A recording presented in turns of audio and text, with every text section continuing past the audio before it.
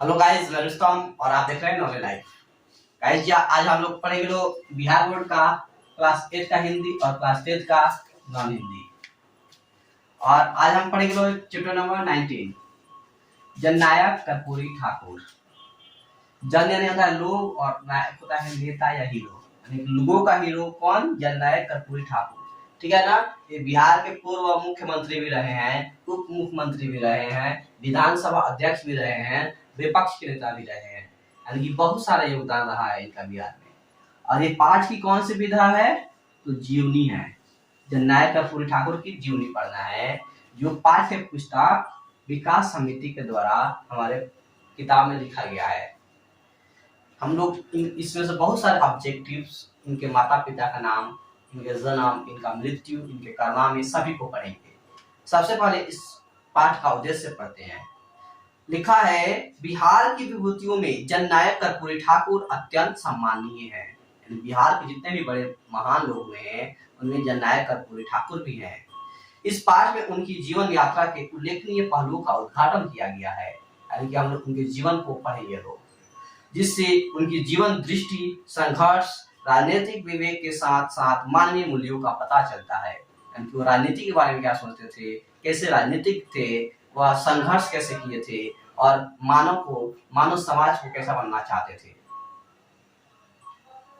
वह एक वक्तव्य कहते हैं, उसके बाद से इस पाठ को स्टार्ट किया जाएगा। लिखा है कि हो सकता है कि विद्या अध्ययन के पश्चात मुझे कोई पद प्राप्त हो जाए, मैं बहुत आराम से और ऐश इशरत में दिन बिताऊं। बड़ी कोठी, घोड़ा गाड़ी, नौकर इत्यादि दिखावट के सभी सामान मुझे मुयस्सर हो, पर मुल्क का भी मुझ पर दावा कुछ कम नहीं है। अभी भारत माता प्रतंत्रता यानी गुलामी की पीड़ा से कराह रही है और मैं विद्या अभ्यास के लिए अपनी पढ़ाई जारी रखूं, यह मुमकिन नहीं है सर। जब तक देश के प्रत्येक नागरिक को यानी निवासी को सम्मानजनक और सुविधा संपन्न स्वाधीन जीवन यापन करने का अवसर नहीं मिलेगा, तब तक मेरे परिजनों को भी प्रतीक्षा करनी पड़ेगी।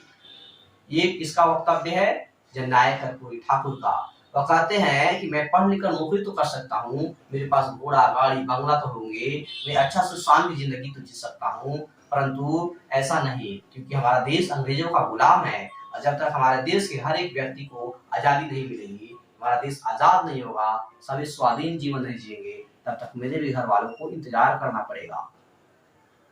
ये अल्फाज है गरीबों की मसीहा जननायक कर्पूरी ठाकुर के, जिनमें बचपन से ही नेतृत्व क्षमता थी। 1942 ईस्वी में अगस्त क्रांति के दौरान उन्होंने स्वयं तो कॉलेज का त्याग किया ही साथ दरभंगा, मुजफ्फरपुर एवं आसपास के शहरों में के सभी स्कूलों और कॉलेजों में जा जाकर छात्रों को बहिष्कार के लिए प्रेरित करके दे रहे। लोक नायक जयप्रकाश नारायण द्वारा गठित आजाद दास्ता के वे सक्रिय सदस्य थे। सुनिए लोग, 1942 ईस्वी में भारत में क्या चल रहा था? अगस्त क्रांति।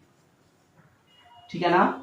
ये इंटर में पढ़ाई कर रहे थे, ठीक है। इंटर के बाद बीए किए, बीए के पढ़ाई में कर ही रहे थे, तब तक आंदोलन शुरू हो गया था। इन्होंने पढ़ाई छोड़ दिया और पढ़ाई ही नहीं छोड़े बल्कि दूसरी यूनिवर्सिटीज में जाकर के, कॉलेज में जाकर के बच्चों को कहते थे पढ़ाई छोड़ दो, अंग्रेजों का विरोध करो, उनसे संघर्ष करो।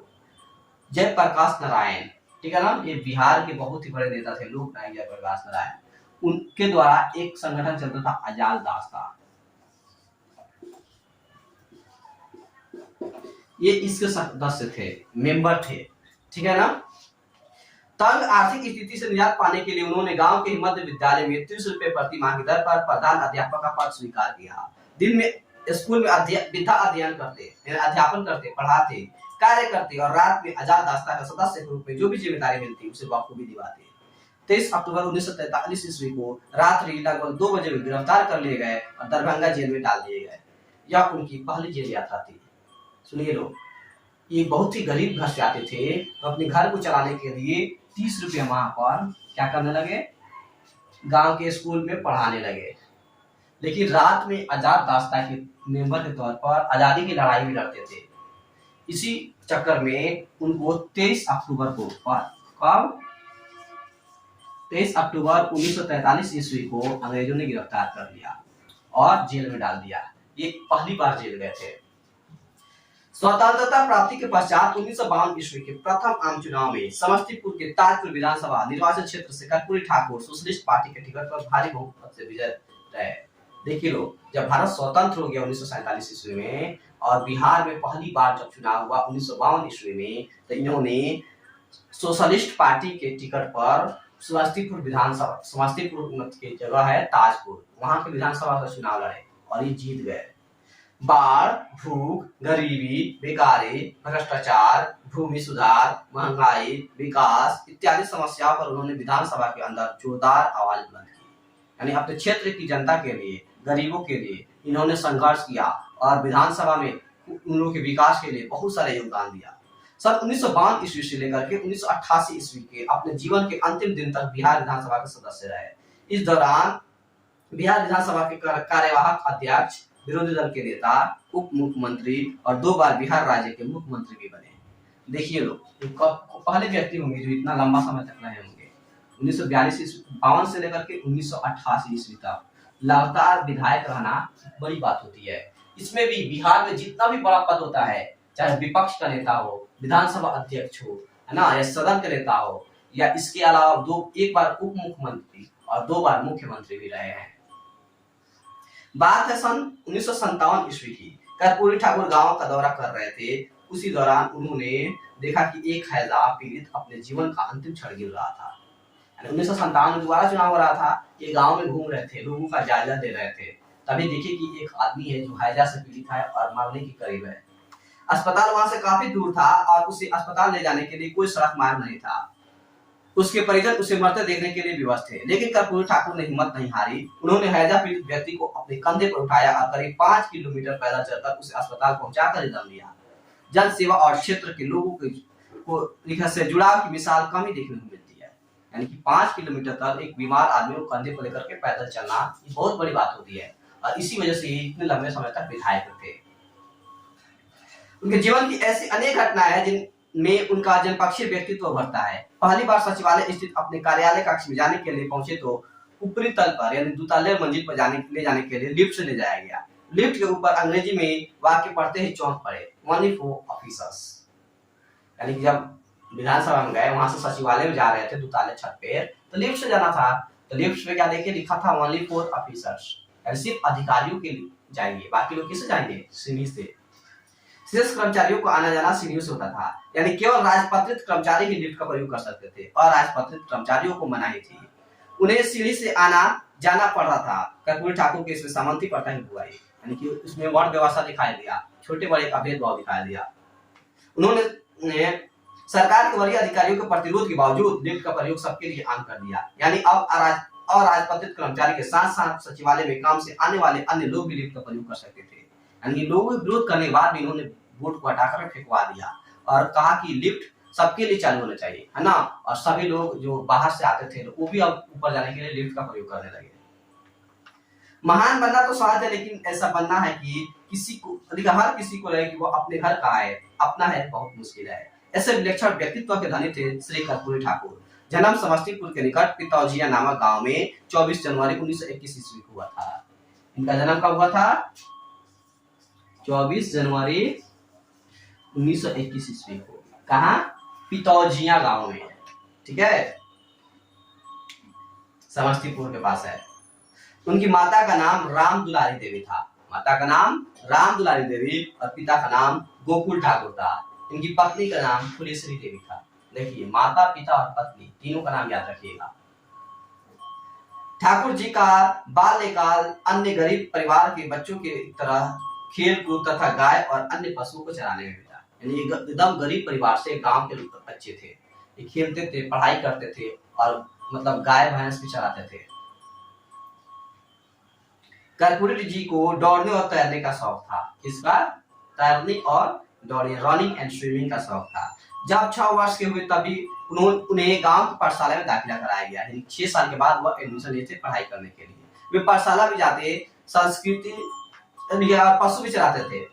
चरवाही में ग्रामीण गीतों का गायन बिहार के लोग आंचलिक संस्कृति का एक विशिष्ट परंपरा है। बिहार में भोजपुरी गांव का गीत बहुत ही अच्छा चलता है, ये गाते थे खूब। बालक कर्पूरी इसमें विशेष रुचि लेता था। श्री राजेंद्र शर्मा लिखते हैं कि इन्हें गीत गाने और गांव की मंडली में डफ बजाने का भी शौक था। होली और चैत गाने में गांव की मंडली में बराबर अगुवागिरी करते रहे। मंडली में बैठकर डफ बजाने का काम तो विधायक बन जाने पर भी करते रहे।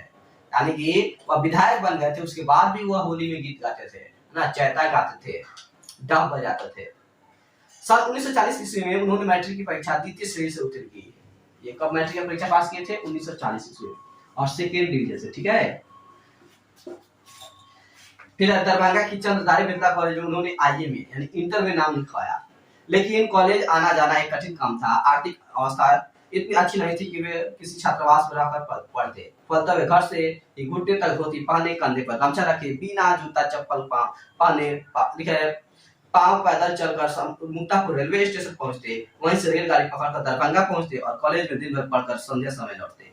देखिए बहुत दूर है ना ये कॉलेज, तो और अमीर तो है नहीं कि हॉस्टल में रहकर पढ़ेंगे, कपड़ा भी अच्छा नहीं था, तो वहां से गांव से 2 पैदल चल करके जाते थे स्टेशन, मुक्तापुर रेलवे स्टेशन, वहां से ट्रेन पकड़ के दरभंगा आते थे, दिन भर कॉलेज में पढ़ते थे और शाम को वापस फिर चले जाते थे घर।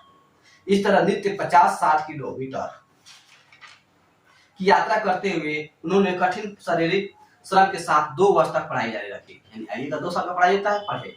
इतना कठोर जीवन बिताते हुए उन्होंने 1942 ईस्वी में आईए की परीक्षा द्वितीय श्रेणी से पास की। देखिए 1942 ईस्वी में इंटर भी पास कर लिए, लेकिन ये भी सेकेंड डिवीजन से, ठीक है ना, मैट्रिक इंटर दोनों सेकेंड डिवीजन।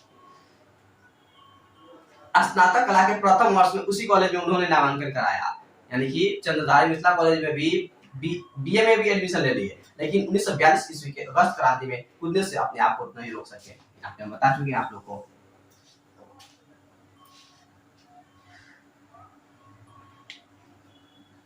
फिर आगे है दरभंगा जिले में कुव्यवस्था के खिलाफ उन्होंने कैदियों को संगठित करना शुरू कर दिया था। जब इनको पहली बार जेल में डाला गया था दरभंगा में, तो अब कैदियों के साथ मिलकर के धरना देने लगे जेल में ही, है ना। उनकी जो खराब स्थिति थी उसको सुधार करने के लिए, कैदियों को अच्छा खाना देने के लिए, फलस्वरूप इन्हें गिरफ्तार कर भागलपुर कैंप जेल स्थानांतरित कर दिया गया। यानी दरभंगा से निकाल कर कहां भेज दिया गया? भागलपुर में।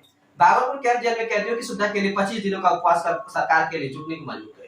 अब वहां पे गए तक वहां के कैदियों को सुधार दिए, यानी कहीं भी चैन नहीं अंग्रेजों को। घर से बाहर है तभी आंदोलन कर रहे हैं, दरभंगा जेल में है वहां भी आंदोलन कर रहे हैं, भागलपुर जेल में है तो वहां भी 25 दिनों का उपवास रख दिए, भूख हड़ताल, कैदियों की अच्छी स्थिति के लिए, उनको अच्छा खाना देने के लिए, अच्छा कपड़ा पहनाने के लिए। 1952 ईस्वी से 1988 ईस्वी तक लगातार विधानसभा के सदस्य निर्वाचित होते रहे। 1967 ईस्वी में बिहार के उप मुख्यमंत्री बने थे। ये बिहार के उप मुख्यमंत्री कब बने थे? 1967 ईस्वी में।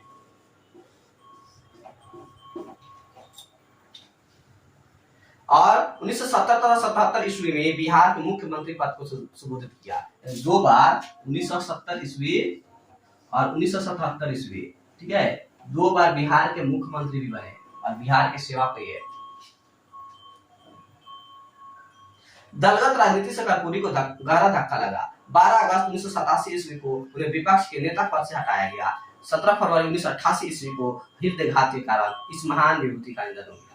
यानी कि बिहार में राजनीति बहुत खराब होता है ना, इस वजह से इनको विपक्ष पद से है ना राजनीति को इससे हटा दिया गया भी, और इसी वजह से ये आगे टेंशन में रहने लगे। और 17 फरवरी 1988 ईस्वी को इनका हार्ट अटैक हुआ और ये निधन कर गए।